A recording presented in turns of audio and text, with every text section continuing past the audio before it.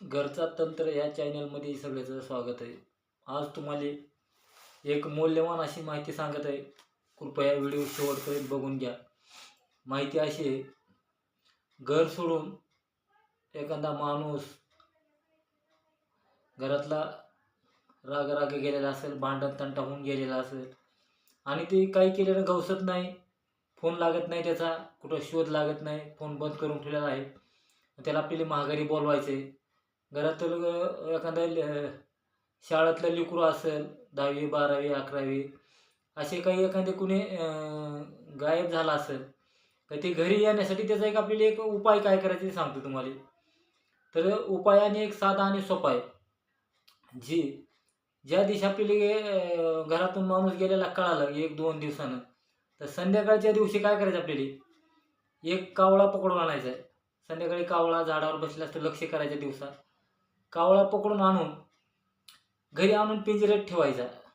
त्या दिवशी आणायचा आणि त्याला आपल्याला गोड भात खाऊ घालायचा. खाऊ घातल्यानंतर त्या दिवशी त्यानं भात जर नाही खाल्ला तर समजायचं की आपला माणूस लवकर माघारी येऊ शकत नाही, त्याचा अनुमान असा येतो. परत काय करायचं, दुसऱ्या रोजी आणि भात नाही खाल्ला तर त्या दिवशी त्याला आपलं दूध गायचं आणि मावळाचा मध, बारक्या माशाचा मध त्याला प्यायला द्यायचा. जर त्यानं प्याला, दूध आणि मध मिश्रित जर त्यानं दूध पिलं तर समजायचं की आपला जे चुकून माणूस गेलेला आहे ती माघारी येऊ शकतो लवकर. त्याला दूध पिताना एवढं सांगायचं की आमचा फलाना माणूस 2 दिवस झाला 4 दिवस झाला गेलेला आहे आणि जेवढं होईल तेवढं लवकर येऊ द्या असं बोलल्यानंतर त्यानं दूध पित असताना बोलायचं फक्त.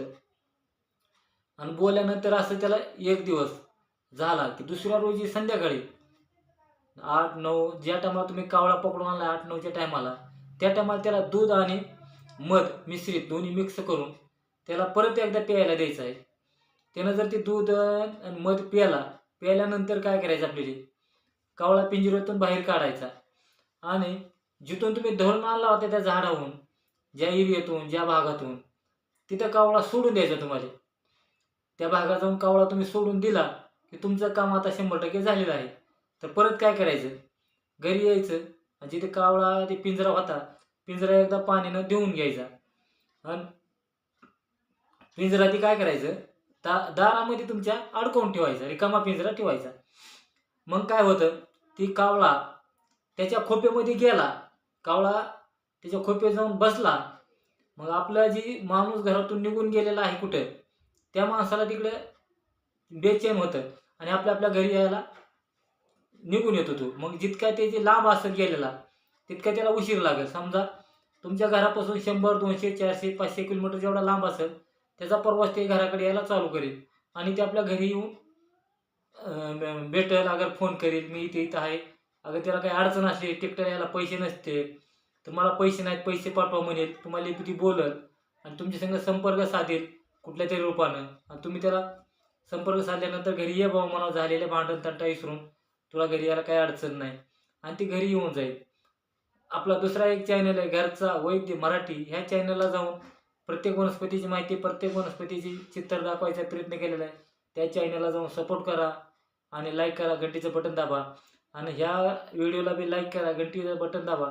जेवढे होईल तेवढं वैद्यच्या सल्ल्यानं चांगल्या जाणकार माणसाच्या सहाय्याने उपाय करा.